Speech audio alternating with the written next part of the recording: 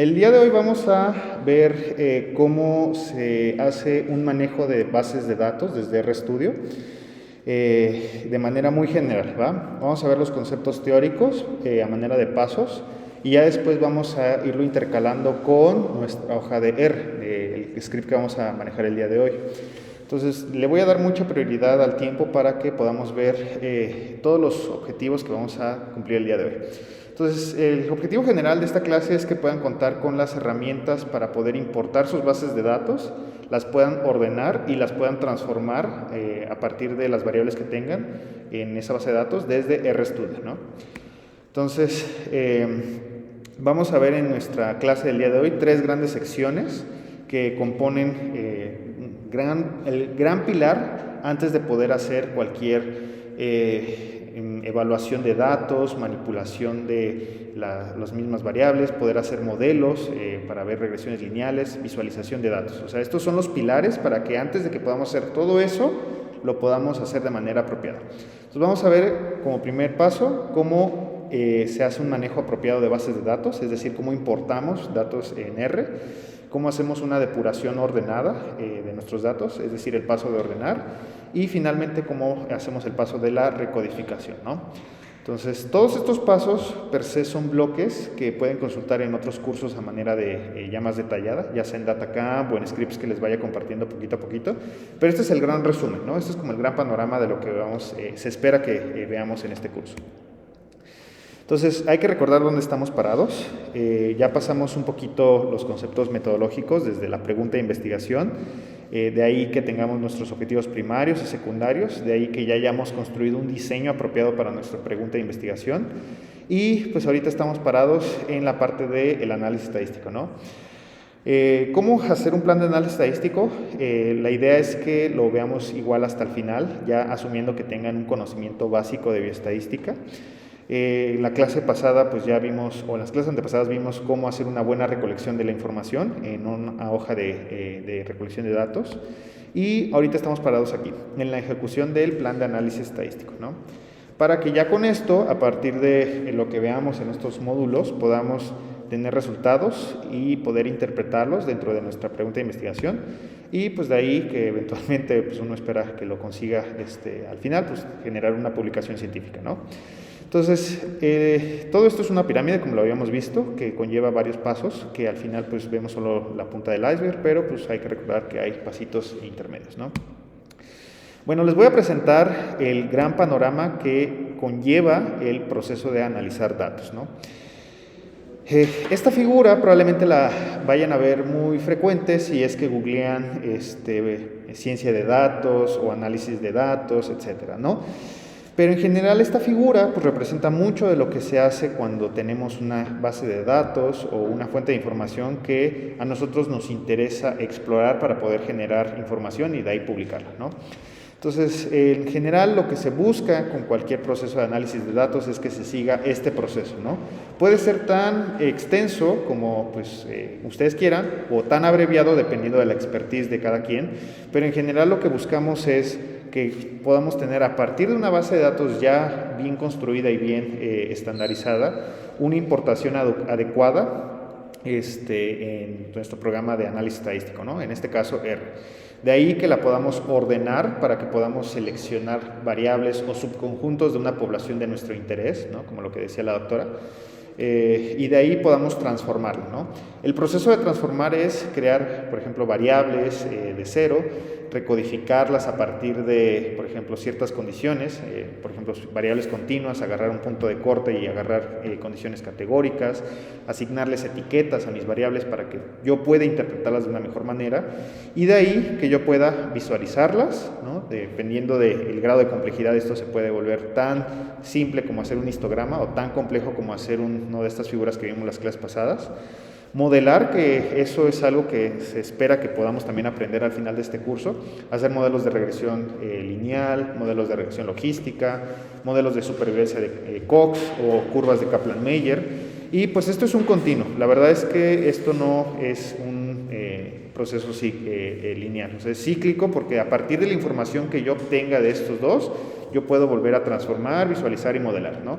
Y ya hasta que estoy completamente seguro de mis resultados, yo puedo comunicar, ¿no? Ya que tengo un extracto, como por ejemplo la tabla que vimos la clase pasada, eso ya lo puedo transformar, pero ya lo puedo comunicar en un resultado que se puede trasladar en un resultado dentro de mi artículo científico, ¿no? Entonces, para ello vamos a utilizar paquetitos de R que son específicamente diseñados para cada proceso. Para el proceso de importar, pues ya vimos que hay varios paquetitos como el de readr, que es el que les instalé a todos ustedes, el de Haven. Vamos a ver más adelante que existe un paquetito que se llama Janitor, que les va a ayudar muchísimo cuando sus variables no están bien estandarizadas desde un inicio. Para el proceso de ordenar y transformar, vamos a utilizar la paquetería de Tidyverse, que es una paquetería que conlleva varias dependencias o varios paquetitos incluidos, que en general ayudan mucho para el proceso de la reestructuración de una base de datos. Para la parte de la visualización, vamos a utilizar mucho el paquete de ggplot2, que nos permite generar gráficas muy elegantes y muy visuales, que ese también es un módulo de estudio completo. La paquete de GTSummary, que es el paquetito que nos va a permitir hacer tablas automatizadas, como las que vimos la clase pasada. Para modelar, en general, ahorita para este curso vamos a utilizar dos grandes paquetes. RStatics, que es el paquete que nos permite tener una gama muy amplia de pruebas estadísticas, desde pruebas como TDStudent, Chi-cuadrada, pruebas de Wilcoxon, hasta pruebas de mayor complejidad, ¿no? Y el paquetito de Stats, que a pesar de que ya viene preinstalado en R, es un paquetito que vienen muchas pruebas o muchas funciones para hacer modelos de regresión lineal, modelos de regresión de modelos lineares generalizados. Me parece que también tiene la parte de hacer modelos de supervivencia. Entonces, estos dos paquetitos son muy útiles para que ya que tenemos una idea de qué es lo que queremos asociar, pues ya lo podamos implementar dentro de un modelito, ¿no? Y finalmente, para la parte de la comunicación, vamos a utilizar mucho este paquete que se llama FlexTable, que nos permite exportar todos los elementos que vimos anteriormente en R a un formato en Office, por ejemplo en PowerPoint, en Word, en HTML, etcétera, ¿no? Entonces, todos estos paquetitos no se asusten si no saben qué hace cada uno de ellos, los vamos a ir viendo conforme la marcha, ¿no? Entonces, para términos de esta clase, nos vamos a enfocar en estos 3 puntos. Y de antemano les digo que yo les recomiendo que cada uno de estos módulos y cada uno de estos paquetitos por lo menos los googleen, busquen ejercicios y vean qué es lo que hace o lo que se puede hacer con cada uno de esos paquetitos, ¿no? Conforme más vayamos avanzando, les voy a dejar ligas para que vayan accediendo a tutoriales ya más extensos para que puedan ver qué es lo que se puede hacer paquetito por paquetito, ¿no?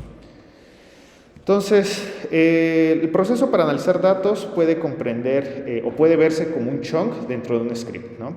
Un chunk, como lo vimos en la clase pasada, es una sección de código separada por estos signos de gato, en la cual yo puedo ordenarlos de acuerdo a mi criterio, ¿no? Un nombre en específico o un nombre de cada apartado. Si nos vamos a nuestro código de R, los chunks se pueden ver como estas secciones. Entonces, este es un chunk. Este es otro chunk, este es otro chunk, otro chunk, otro chunk, ¿no? Entonces yo les recomiendo que estructuren su código a manera de chunks para que ustedes tengan identificados dónde se compone o dónde está el componente de un análisis en específico, ¿no? Vamos a verlo más adelante, pero al menos así es una forma más estandarizada de ordenar su código. Entonces, para quienes no se acuerden cómo hacer un chunk, ponen 5 símbolos de gato dentro de su script. Después nombran ese chunk de acuerdo a como ustedes quieran. Por ejemplo, sección de prueba. Y para cerrarlo, acuérdense que hay que poner 5 símbolos de gato, ¿no? Entonces, ya a partir de esto, si se dan cuenta aquí me apareció una pestañita en la cual yo puedo colocar pues, todo lo que yo quiera poner ahí. Hola a todos. Y cada vez que yo lo cierre, se va a desplegar y se va a abrir, ¿no? Acuérdense que también los chunks nos sirven para que yo pueda aquí visualizarlos dentro de pues, mi index o mi sección de resumen dentro de los chunks que incluye ese script. La otra forma es que aquí abajo puedan ver también los chunks, ¿no? Entonces, todo lo vimos en la clase pasada, digo, no se asusten si ahorita voy muy rápido, pero todos estos componentes pues los estamos repasando poco a poquito. Para cada proceso nos podemos auxiliar de paquetes de R específicamente diseñados para cada etapa, ¿no? Como lo vamos a ver más adelante. Sin embargo, se pueden hacer varios procesos con otros paquetes para hacer las mismas tareas. Estos paquetitos que yo traigo aquí en este curso no son reglas de oro. O sea, ustedes si encuentran un paquetito que les permita hacer una misma función para lo mismo que estamos viendo, adelante. Aquí es nada más el paquetito que creo que es el más sencillo de adaptar para los procesos que estamos viendo, ¿no? Y antes de empezar es necesario contar con una base de datos previamente procesada, ¿no? En esta clase vamos a utilizar la base de datos de Framingham que trabajamos en la clase pasada y la que vamos a estar trabajando para todos los scripts que vayamos a ver en el curso de esta clase. Bueno, entonces vamos a empezar con la sección de importar datos. Entonces, la sección de importar datos es ya asumimos que tenemos una base de datos que nos gustaría analizar. En este caso vamos a utilizar la base de datos de Framingham. Entonces, hay 6 grandes secciones para poder importar bases de datos. La primera de ellas es que ustedes tengan bien definidas las librerías que van a utilizar para la importación de sus bases de datos. Vamos a ver cómo asignar un directorio de trabajo, que es la carpeta donde van a contener toda la información que van a estar analizando. Por eso yo les decía en un principio, tengan una carpeta donde ahí guarden sus códigos, sus bases de datos, porque a partir de esa carpeta, todos los resultados que vayamos a exportar se van a ir dirigidamente ahí.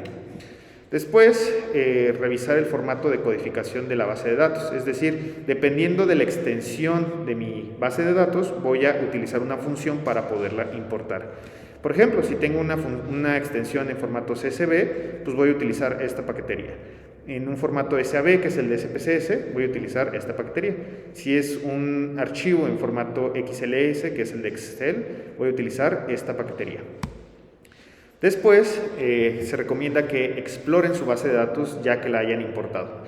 Esto es una exploración muy rápida como para ver primero si se exportó adecuadamente y lo segundo para ver si las variables que supuestamente tiene que contener esa base de datos la tenga efectivamente dentro de R. Eso lo vamos a ver también dentro de este curso. Se sugiere también que evalúen datos perdidos dentro de sus bases de datos porque habitualmente no se importan de manera correcta o a veces tenemos más datos perdidos de los que aparentemente recordamos. Y pues vamos a ver cómo explorar variables de manera independiente, es decir, variable por variable para tratar de ver si la variable que nosotros nos interesa analizar realmente está codificada dentro de R de una manera apropiada. Entonces vámonos a nuestro script y les tendría que aparecer algo muy similar a lo que tengo en mi pantalla. Si quieren borren todo para que vean lo que aparece. Entonces, el script que vamos a ver el día de hoy está dividido por secciones de acuerdo a la presentación que les traigo el día de hoy. Entonces, la sección 1, como dijimos, es la sección de las librerías. Entonces, las librerías yo les recomiendo que las avienten en una sección en específico, ¿no? Porque finalmente tener librerías esparcidas por todo el código les puede resultar un poco tedioso y, por ejemplo, lo que tú viviste, Rodrigo, o sea, puede que se junten con algunas funciones que se pueden compartir en 2 paqueterías, ¿no? Entonces, sección 1, avienten todas las librerías que vayan a utilizar para su análisis en su primera sección. Entonces, como vimos, para correr código, ya sea que le piquemos aquí al botón de Run, y aquí pues me va a correr línea por línea mi paquetería, ¿no? O mi código que estoy evaluando. O la otra forma es con el atajo comando Enter para Mac o Control Enter para Windows.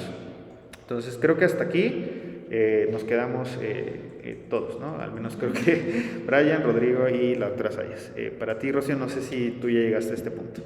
Si no, pues puedes regresar a ver en la clase, en la grabación, ¿no? Ok, entonces ya que tenemos nuestras librerías, la parte 2 es establecer el directorio de trabajo, ¿no? El directorio de trabajo es la carpeta a donde se van a cargar o de manera automática jalar toda la información y exportar. Entonces, para hacer esto, nos vamos al menú de sesión. Creo que ahí todos lo pueden ver en su R.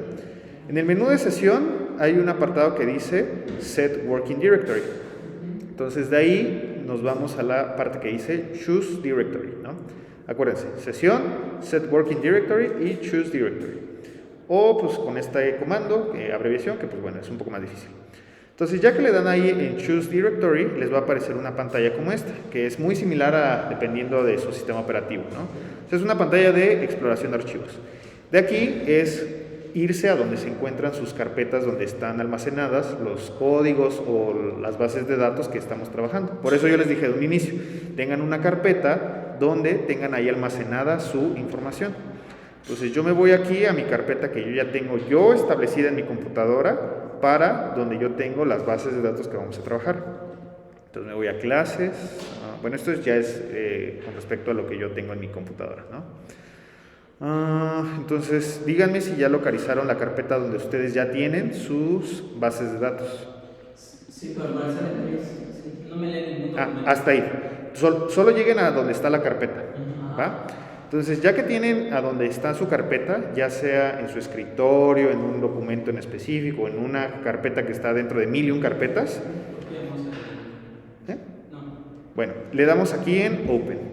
Y aquí les va a aparecer este código. Ese código es específicamente diseñado para su computadora, ¿ok? Entonces, ese código que les va a aparecer en la consola, yo lo que les diría es que lo copien y lo peguen dentro de una sección específicamente diseñada para el directorio de trabajo. ¿Va? De todos modos, voy a volverlo a hacer otra vez.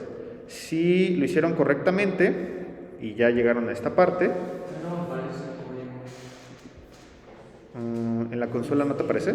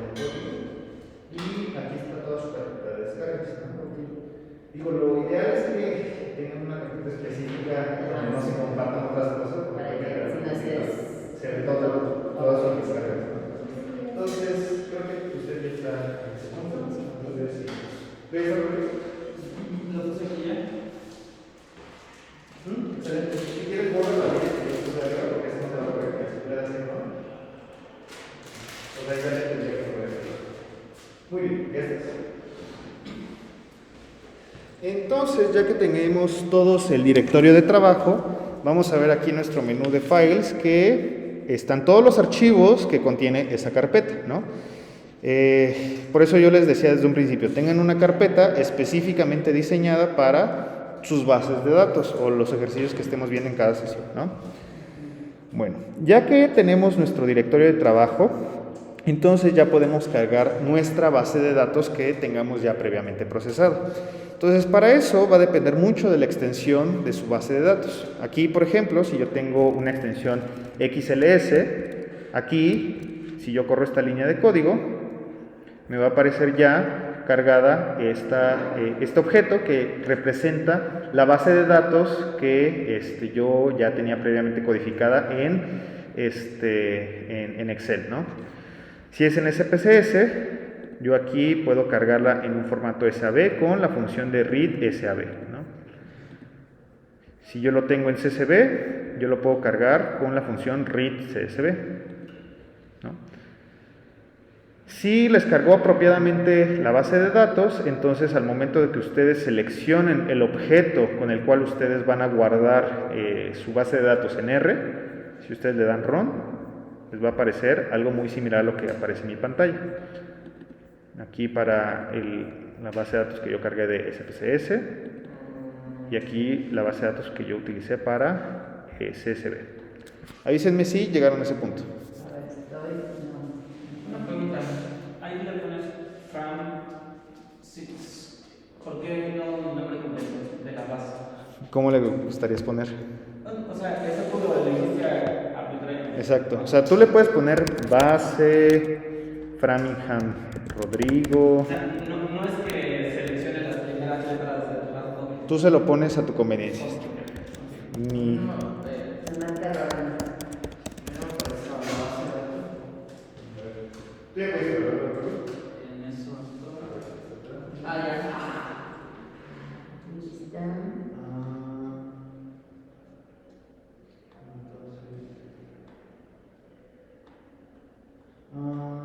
Ya sé. ¿Por qué no crea una carpeta con las bases de datos que descargamos en el escritorio? Aquí creo una carpeta que sea sesión 6. Lo que no me parece es algo así. Ya te cargó. Sí, ya te cargó. Mira. Pues cada vez que corras este objeto. Ajá. ¿Quieres darle con su enter? Pero primero, para que te cargue, tienes que correr tu base de tu cartera. Ajá, exacto. Arriba. Es lo recomendable. O sea, esta la corres. Ajá, ya después. No la había corrido y luego la corría. Y por eso. Cada vez que pongas el objeto Fram, te va a aparecer tu base de datos. Fram SPSS igual. Ya lo hiciste. Y Fram CSV. Ya. Muy bien, ya está relleno.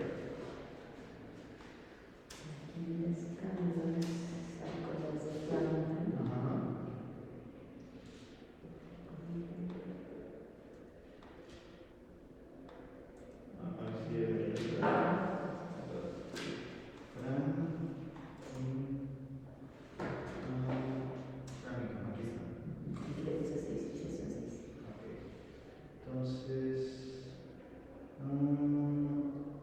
descargó la de SAB, pero no sé si descargó también la de... Aquí le damos en... bueno, para descargarla le hay que dar en abrir una ventana y ya que se la cargue, le da acá, descargar. Y nada, nos faltaría la de CSV. CSV, le damos aquí abrir una ventana y le da en descargar. Ya, las descargas y cada carpeta aquí, ¿no? Sesión 6. Entonces aquí le da en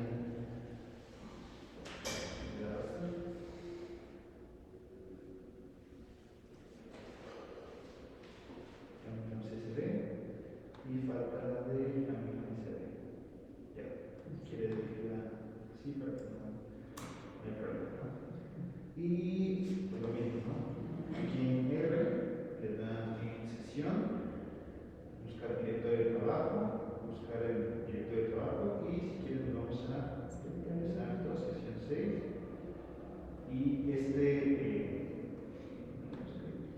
esta línea de código la copian y la ponen. Le da run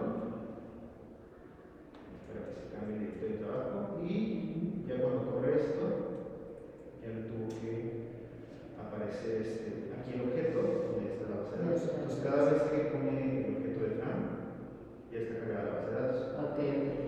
Sí. Como dices, facilita que tengas una carpeta solo de Exacto. bases. Y ya, por ejemplo, ahí Fram es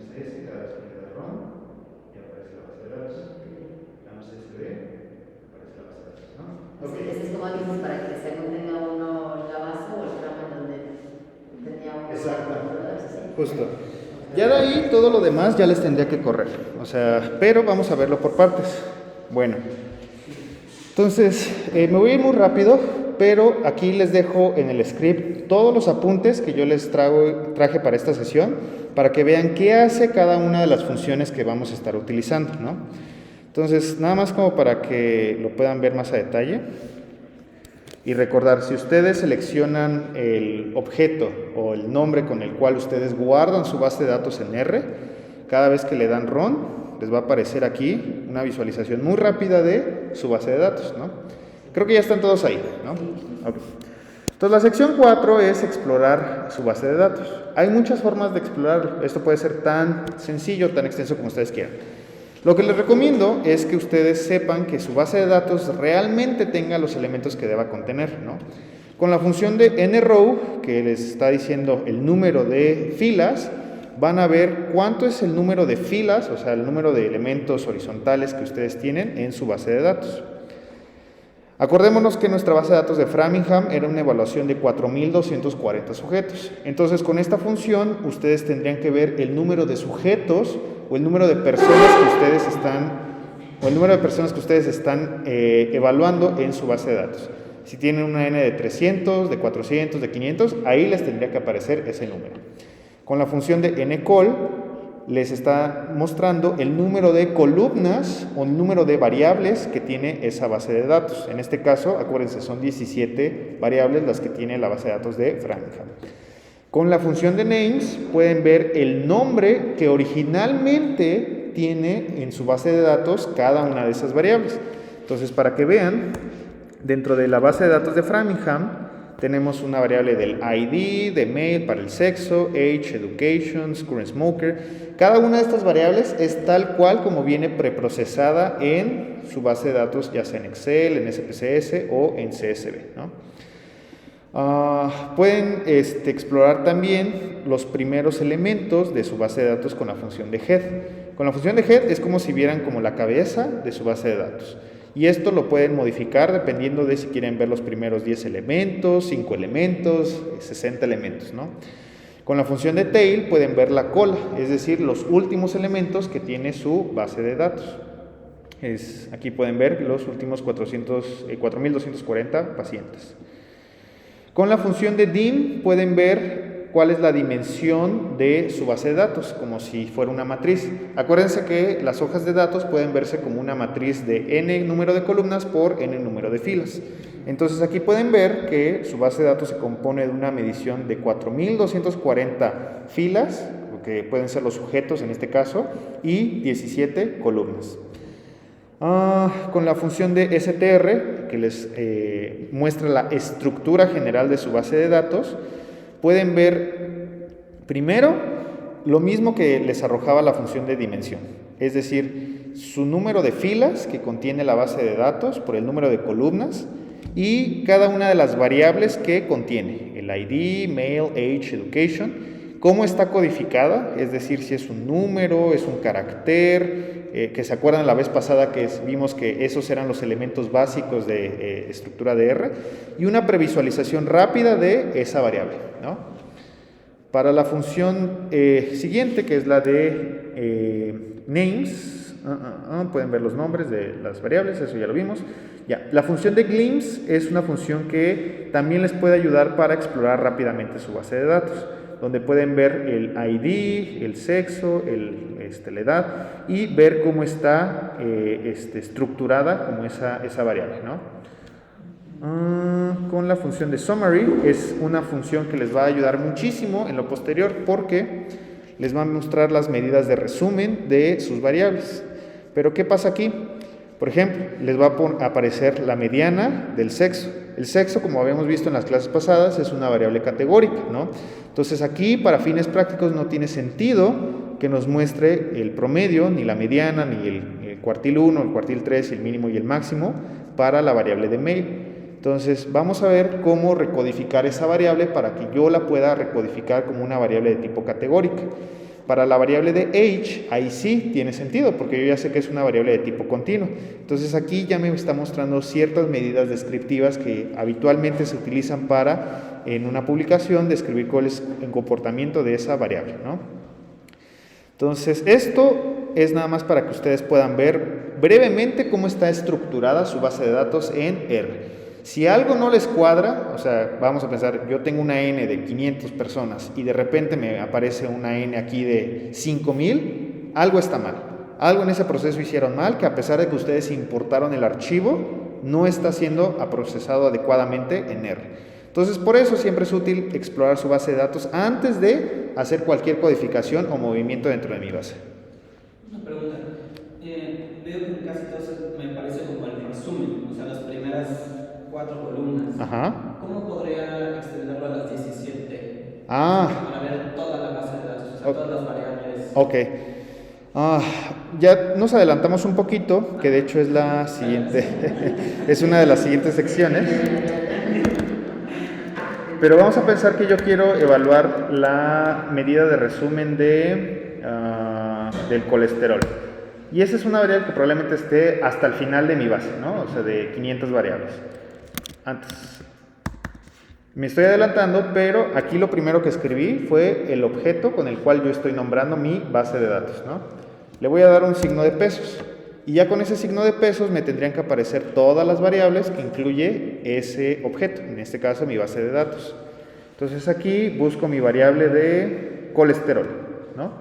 Si yo le doy run a este código, me va a aparecer todo el contenido de esa variable. En este caso, pues me va a aparecer pues todas las mediciones de colesterol, ¿no? Si yo quisiera aplicarle una medida de resumen a esa variable, lo primero que me va a aparecer es que está en formato carácter, es decir, que se codificó como un formato de texto, ¿no? Que eso es algo habitual que pasa cuando importamos bases de formato CSV. Entonces yo lo que tengo que hacer es ponerle as numeric y ahora sí, me va a aparecer mis medidas descriptivas de esa variable en específico. El último cambio que me hiciste para... Hasta aquí nos quedamos, ¿no? Lo seleccionas lo que está dentro y le pones aquí as.numeric para que te lo reconozca como número. Okay. Le das aquí en la función de asNumeric y lo pegas. Y así puedes ver las medidas descriptivas más elementales de esa variable continua, ¿no?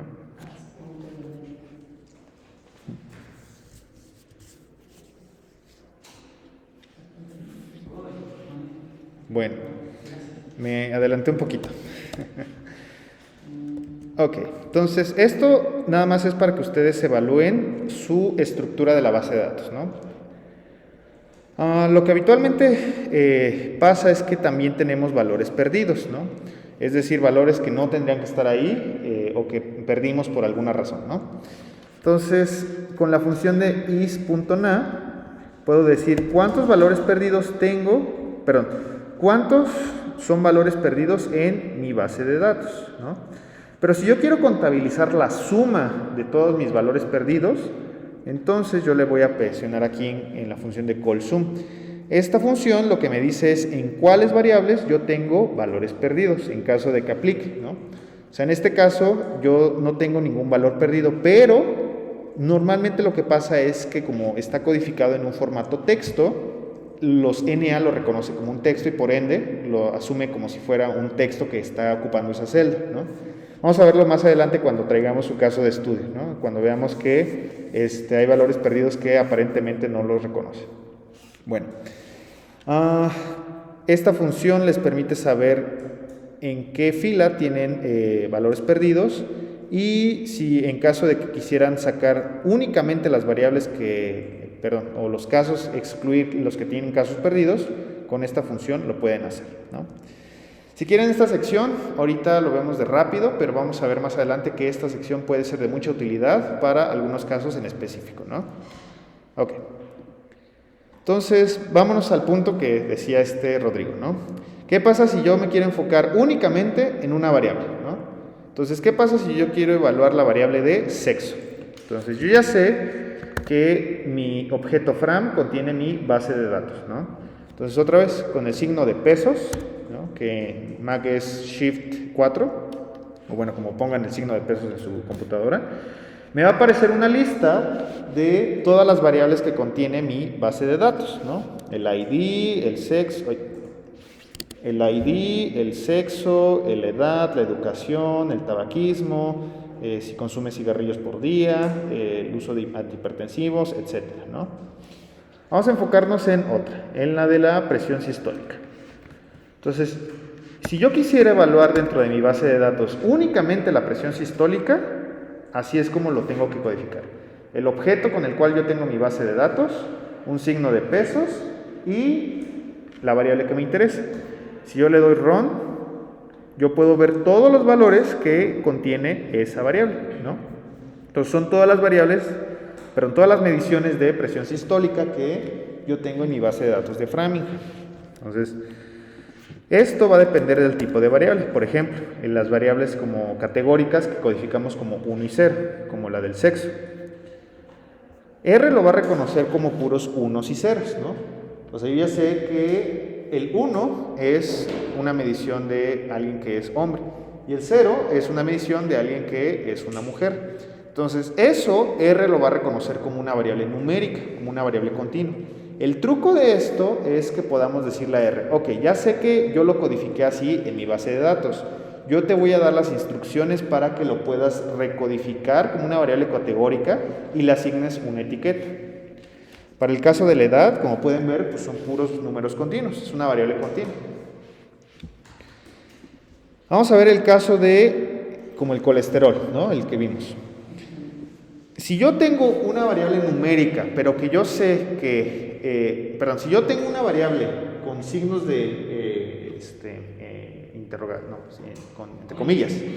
entre comillas, y yo ya sé que es una variable numérica, esta variable, la R lo va a reconocer como un carácter, como si fuera un texto, porque de seguro pusieron ahí un texto como no aplica o no se midió, pusieron un texto, ¿no? O sea, tiene ahí algún texto que se coló dentro de su base de datos, ¿no?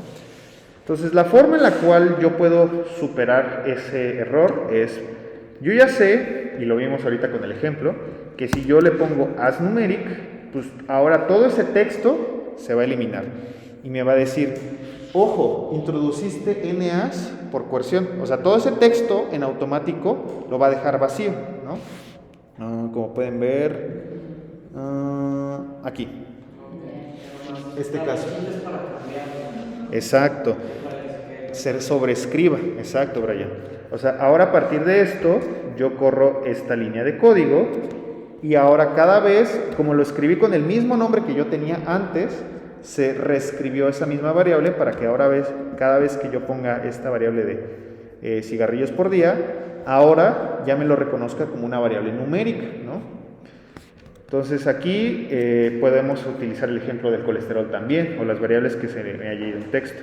Por ejemplo, para hacer el análisis de datos, siempre hay que explorar cada variable para ver que no haya como un error de esos. Lo recomendable, y qué bueno que lo mencionaste,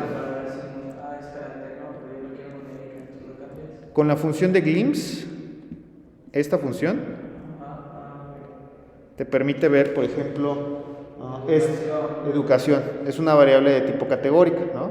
O sea, pero aquí, exacto, hay que transformar esa variable, ¿no? Por ejemplo, el colesterol, el ejemplo que decía Rodrigo, ¿no? Se lo va a reconocer como una variable de tipo carácter, entonces hay que... Exacto, ¿no? Muy bien. Entonces ya se están dando cuenta que esta es una forma como estructurada de ir paso por pasito, ¿no? No puedes agarrar toda la base de datos para que haga todo. O sea, si lo pones en frame y en lugar de sino todas ya lo pones en frame, entonces ya sí hay forma. Esos son como consejos ya avanzados que espero que sean como tips ya cuando aprendamos todo esto. O sea, es como los conceptos básicos, ya las trampitas, entre comillas, o ese tipo de consejitos. Si quieren nos vemos sobre la práctica, ¿va? Bueno, vamos en la sección 7. Entonces, perdón. Antes, en la sección 6, acuérdense, podemos ya con esto empezar a hacer una manipulación de la información. como por ejemplo hacer un histograma. Entonces, este histograma está raro, ¿no? O sea, porque en este histograma pues ven, o sea, cómo está el comportamiento de pues, ceros y unos, pero eso es una variable categórica.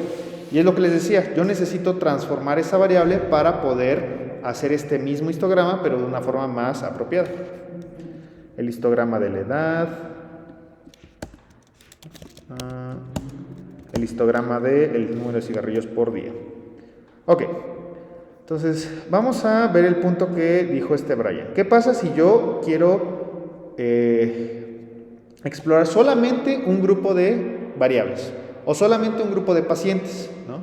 ¿Qué pasa si yo quiero seleccionar una condición en específico? Entonces, aquí ya me estoy adelantando en los famosos pipelines. Los pipelines son estos comandos. Un signo de... si quieres se los escribo de cero. Los pipelines son un símbolo de porcentaje, un mayor que y otro signo de porcentaje. ¿Como pipeline? Pipeline, así. Pipeline. Los pipeline es una de las funciones más utilizadas en la paquetería de Tidyverse.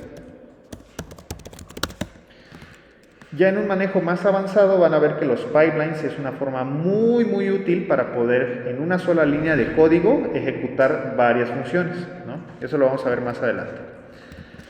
Pero aquí yo les traigo una forma de cómo filtrar por condiciones. Vamos a pensar que yo quiero seleccionar al grupo de los hombres, ¿no? A mí me interesa hacer un subanálisis en los puros hombres. Entonces aquí lo primero que hice fue invocar a mi base de datos, poner un pipeline y con la función de filter le estoy diciendo seleccióname a aquellos que cumplan con la condición tal, aquellos que en la variable de male equivalgan a 0. Yo ya sé que, aquí lo invertí, yo ya sé que los que son 0 pues son mujeres y los que son 1 son hombres, ¿no? Entonces si yo corro esta línea de código, ya,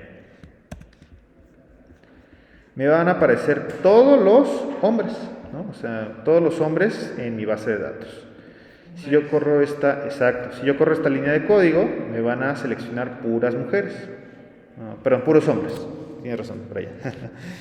¿Qué pasa si yo quiero seleccionar a puros adultos mayores de 65 años? Pues igual, yo agarro mi base de datos, mi función de filter, bueno, mi pipeline, mi función de filter y selecciono mi condición, aquellos que sean mayores o iguales a 65 años. ¿El pipeline qué significa? O sea, ¿puedes poner solo from, filter, age? O sea, tienes que poner... O sea, ¿cuándo yo debo de pensar en ponerlo? No, también ocurriría solo from, filter, age. Los pipelines son específicos de la paquetería de Tidyverse. Por ejemplo, si tú quisieras hacerlo con RBase, hay otro código. El pipeline es específico para todas las funciones del Tidyverse. Por ejemplo, ¿qué pasa si yo quiero, y eso lo vamos a ver más adelante, yo ingreso otro pipeline, y para eso sirven este tipo de secciones de pipeline. Yo dentro de los mayores de 65 años quiero seleccionar a la variable de edad y a la variable de educación, que lo vamos a ver más adelante.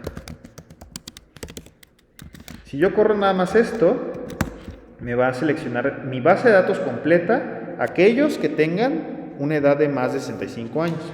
Si yo lo extiendo a... Exacto. Piénsalo como si fueran bloquecitos de comandos abreviados, ¿no? Pero para hacer eso, fuerzas con pipeline. O sea, si lo haces sin el pipeline, no te sale. No te sale. Tiene que ser forzosamente con el pipeline. Error o algo así. O sea. Mira, ¿qué pasa? No hay te marca error. Ok. O sea, eso, digamos que esos pipelines son para que tú justo hagas la selección en relación a una variable, una característica en común que necesites y además que se escojan a todos los que tengan ciertas condiciones, ¿no? concatenar funciones, básicamente. O sea, hacer una secuencia de funciones para que en una sola línea de código tú puedas correr una función en específico, ¿no?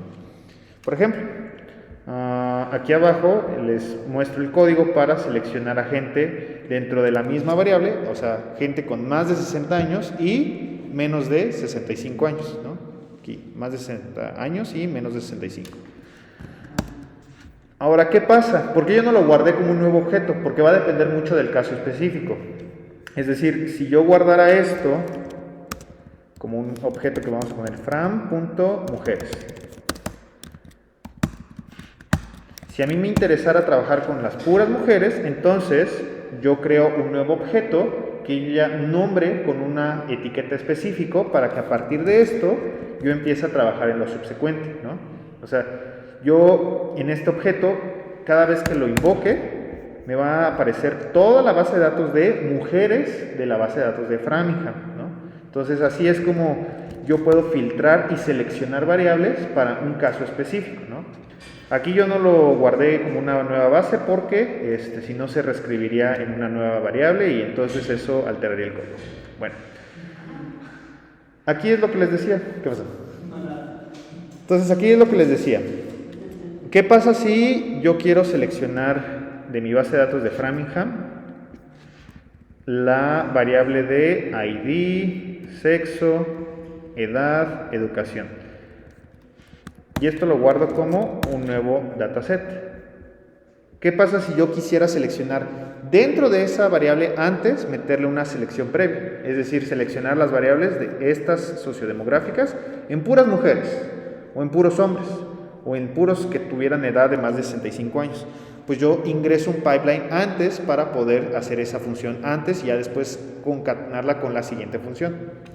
Un poco lo que hacemos a veces de hacer varias carpetas, ¿no? Para seleccionar grupos específicos. Exacto, justo. Entonces aquí, para términos del ejemplo, vean, yo selecciono a las variables sociodemográficas, ¿no?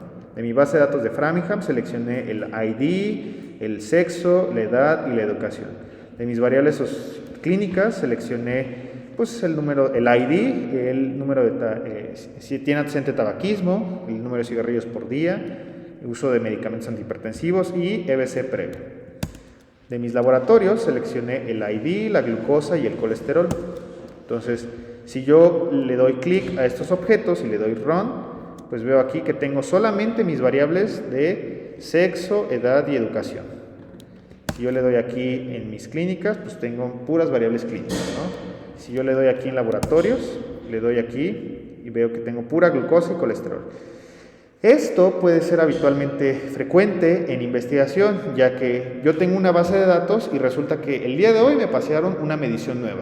Ya me midieron los niveles de, no sé, PCR, de BNP, ya me midieron una nueva variable que yo quiero acoplar a mi base de datos. ¿Se dieron cuenta que aquí yo seleccioné el ID en todas mis subselecciones? ¿Por qué? Porque con el mismo ID, si yo quisiera pegar dos bases de datos dentro de R, yo a partir de una sola variable, yo los puedo combinar, ¿no? Entonces, para esto sirven los pipelines. Yo aquí tengo mi dataset de variables sociodemográficas. Yo le doy pipeline y aquí tengo mi función de left joint. Con la función de left joint, lo que voy a hacer es pegar una nueva base de datos, en este caso la base de datos de Framingham clínico, o que las una por la variable de ID. Entonces, ahí puedes también seleccionar no solo el ID, sino otras variables. No, más bien esta es la variable con la cual yo voy a estar pegando mis bases de datos. Es como mi mi identificador para cada paciente, ¿no? Entonces, ¿qué pasa si yo pongo esto? Pues aquí se pegaron mis variables sociodemográficas y mis clínicas. Si yo lo combino con otro pipeline, ahora yo lo pego con mis variables de laboratorio, ¿no? Aquí está la glucosa y abajo la del colesterol. Y esto es útil para cuando yo quiero incluir variables nuevas dentro de mi R, ¿no? Va la sección 9. Aquí les dejo la forma nativa de hacerlo, pero con deployer, ven, yo aquí tengo mi variable de Framingham, ¿no? Ya que tengo seleccionada y depurada mi población que yo voy a analizar, el siguiente paso es renombrar. Entonces ya cumplimos esta sección de la parte de importar datos. Las librerías, asignar el directorio de trabajo, revisar el formato, explorar una base de datos, evaluar datos faltantes y explorar variables de manera independiente. Siguiente paso es ordenar. Y la sección de ordenar, aquí estamos ya filtrando un grupo de unidades de medición o de pacientes, que eso ya lo vimos antes en el R, y seleccionar variables de interés. Esto ya lo vimos, ¿no? Lo de ordenar. La siguiente sección es la de transformar. La sección de transformar es nombrar variables a conveniencia, en caso de que el nombre que traiga a su base de datos no les guste. Crear variables categóricas a partir de variables continuas. Vamos a pensar, quiero crear una variable en específico para identificar aquellos que tengan hipercolesterolemia, ¿no? O hiperglucemia, o aquellos que tengan más de 65 años. Y el último paso es etiquetar las variables a conveniencia. Vamos a pensar que tengo mi variable de sexo. Quiero ahora etiquetar a los que sean ceros con la etiqueta de mujeres y a los que sean 1 con la etiqueta de hombres. Y finalmente va la parte de resumir. La de resumir es que ya que tengo todo este proceso completado, ahora sí, ya puedo ver mi base de datos de manera más procesada, ¿no? Entonces, me regreso aquí.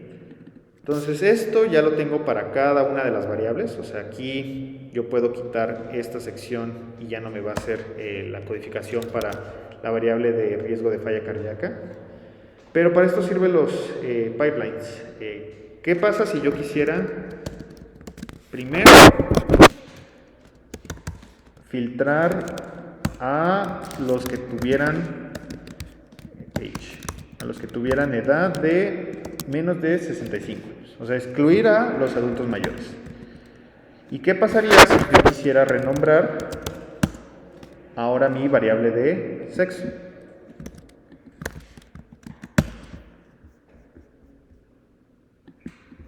Ve, aquí ya te lo hizo en una sola línea de código. O sea, los pipelines, como dije, te permiten ahorrar como espacio para que puedas concatenar funciones dentro de tu procesamiento de datos. Se juntan dos funciones. Exacto. Es para eso sirve el pipeline. Justo. Entonces, aquí tienes tu base de datos de Framingham. Pero lo puedes hacer sin el pipeline largo. Exacto.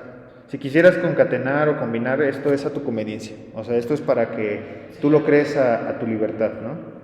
Entonces aquí le das en Framingham y pues aquí, si se dan cuenta, yo ya tengo la codificación para cada una de las variables. Esto es, si no me gusta que mi variable de mail se llame así, yo le puedo ahora nombrar como sexo masculino. Para la variable de edad, yo lo voy a nombrar como edad. Para educación, yo lo voy a nombrar como educación así, ¿no? Entonces, esto yo lo guardo como un nuevo objeto que se va a llamar fram1, ¿no? Puedo sobreescribirlo, pero yo les recomiendo que tengan un objeto nuevo para cada vez que vayan creando nuevas bases de datos que incluyan más modificaciones, ¿no? Entonces aquí, si yo le doy con la función de names a mi nuevo objeto, puedo ver que ya renombré cada una de las variables que yo ya tengo aquí, ¿no? Antes se llamaba mail, ahora se llama sexo masculino. Edad, educación, tabaquismo actual, cigarrillos por día, uso de antihipertensivos. Y este nombre de las variables creo que es más intuitivo que el que teníamos anteriormente, ¿no?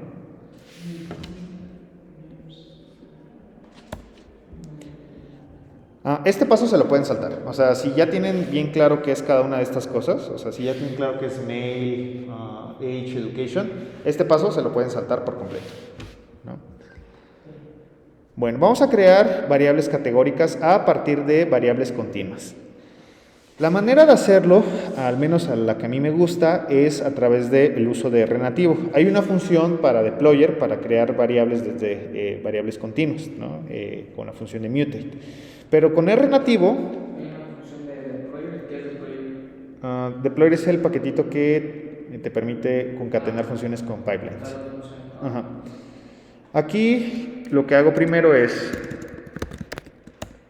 de mi base de datos que yo ya tengo procesada, primero voy a nombrar una variable de 0, ¿no? Vamos a pensar que esta es la variable de edad 65, ¿no? y yo le voy a poner el signo de menor que y guía, o sea, como una flechita, o sea, que apunte hacia esa variable, ¿no? Y primero le voy a dar la función de null. Lo que va a hacer esto es que me va a crear una variable 0 o una variable vacía, ¿no? Como si en SPSS creáramos una variable primero de 0 y ya después la voy a rellenar. Entonces, a partir de esta variable que yo creé de 0, la voy a copiar y pegar. Voy a abrir corchetes y dentro de esos corchetes voy a poner el objeto original de donde yo quiero que se cree mi variable. Voy a dar el signo de pesos y voy a seleccionar la variable continua en la cual a partir de ella yo voy a crear mi punto de corte, mi variable de edad. Y de aquí yo voy a seleccionar mi punto de corte en el cual yo quiero que se seleccionen mis sujetos. Por ejemplo, quiero agarrar a los que tengan menos de 65 años. Vamos a pensar que ahí ellos es mi variable que voy a considerar como mi condición negativa, es decir, los que no tienen más de 65 años. Entonces le voy a poner una flechita y les voy a poner un 0.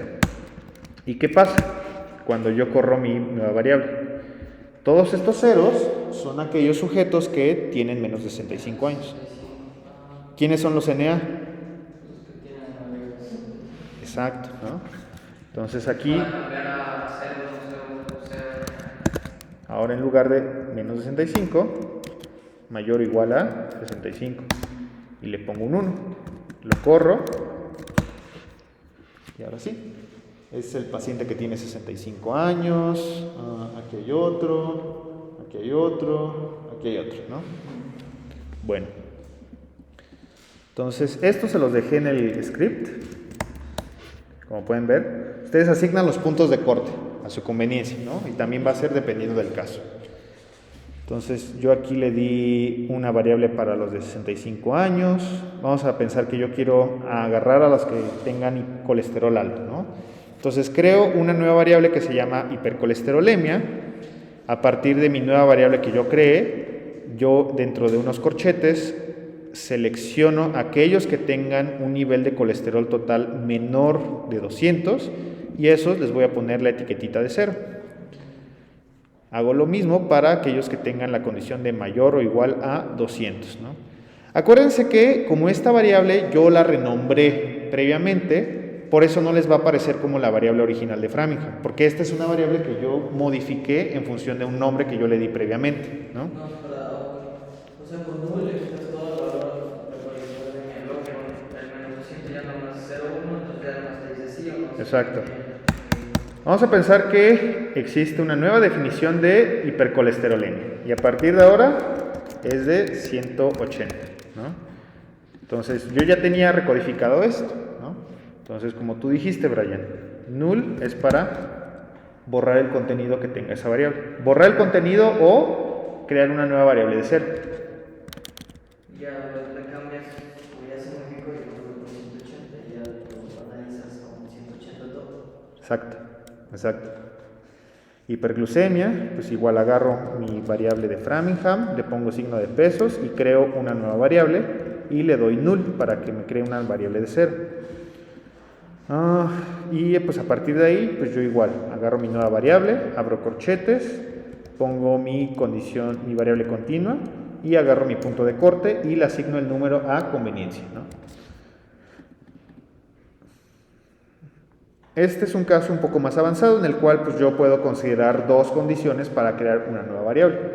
Por ejemplo, el constructo de hipertensión arterial. Aquí pues me estoy ahorrando un poco el constructo y solo estoy considerando aquellos que tengan mayor de 140 sistólica o mayor o igual a 90 de diastólica. Entonces aquí yo lo que hice fue primero crear una variable que se llama hipertensión arterial. Después yo con mis corchetes selecciono aquellos que tengan una presión sistólica de más o igual a 140 y con el palito es como si tuvieran un I, o sea es 140 y una presión perdón, es O.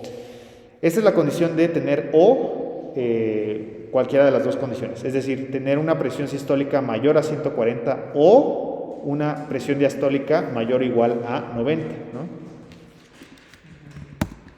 Entonces aquí pueden ver que hay gente que cumple estas dos condiciones, o sea, que tengan una presión de 140 o que tengan una presión igual a 90.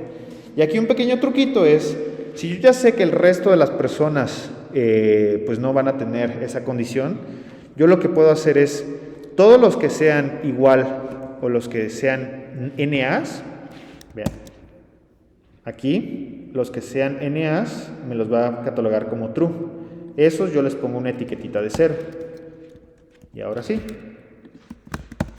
ya tengo mi codificación de unos y ceros, ¿no? Ok. Aquí pueden ver el ejercicio de las categorías de IMC, en la cual pues yo tengo mi variable de IMC por categorías. Agarro aquellos que tengan menos de 25 y los voy a etiquetar con 1, y yo ya sé que esos son los que tienen normopeso. Aquellos que cumplan la condición de 25 hasta 30, con esto, o sea, es 25 y hasta 30, ¿no? Entonces aquí yo los voy a etiquetar con el número 2, y con aquellos que tengan un IMC de más de 30, yo los voy a etiquetar con un número 3. Entonces aquí creo una categoría para los que tengan sobrepeso, no, normopeso, sobrepeso y obesidad. Entonces le doy run y ya. Como pueden ver, aquí ya tengo mis etiquetas 1, 2 y 3, ¿no? Ok, entonces ya que creé mis variables que a mí me interesa analizar a partir de mis variables continuas, el último pasito, ya casi para acabar, es la de la etiqueta, ¿no? Entonces aquí les dejo el código para etiquetar todas las variables categóricas de su base de datos, ¿no? ¿Por qué solo etiqueto las categóricas?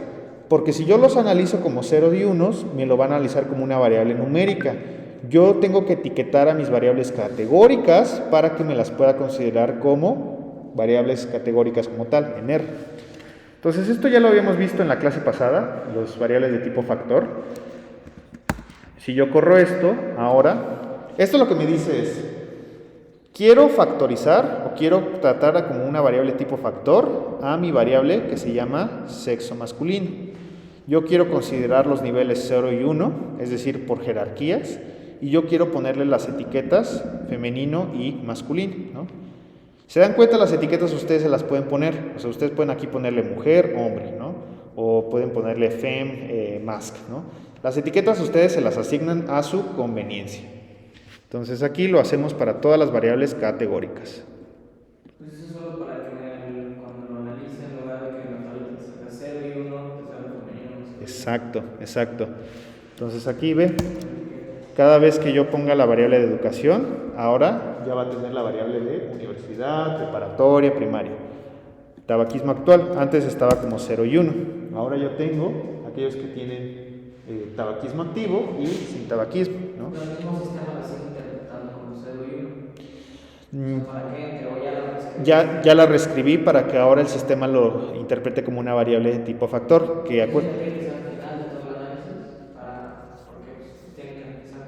Exacto, exacto. No, acuérdate que esto es categorías. O sea, acuérdate que aquí estamos tratando el 0 y 1 y aquí le estás diciendo que te los trate como factores o categorías. ¿Va? Y finalmente, ya que hicieron todo este proceso, va la sección de resumir. Y ahora ya tengo mis nombres otra vez recodificados, una estructura en la cual ya me reconoce pues aquellas variables que son de tipo numérica, como por ejemplo la edad, el número de cigarrillos por día, la presión sistólica, etc. Aquellas que son de tipo factor, por ejemplo el sexo, la educación, el tabaquismo actual. Y si yo le vuelvo a dar con la función de glimpse, pues en lugar de tener puros ceros y unos en las categorías, ya tengo etiquetas bonitas, ¿no? Con las numéricas no hay tanto problema, o sea, porque esas ya son números que ya R los reconoce como tal. Y ahora si le doy la función de summary, ya sea por variable individual o por variable o por toda la base de datos, vean, ya tengo la frecuencia de mujeres, ya tengo la frecuencia de hombres. En la edad, pues no cambio tanto porque es una variable continua. Aquí pues se sigue interpretando como las medidas descriptivas. Pero en la educación, Yo ya sé cuántos tienen educación primaria, preparatoria, universidad, posgrado, cuántos no tienen codificada esa variable porque pues, se perdió, cuántos tienen tabaquismo actual, etcétera, ¿no? Entonces, es todo un proceso, creo que ya con esto acabamos.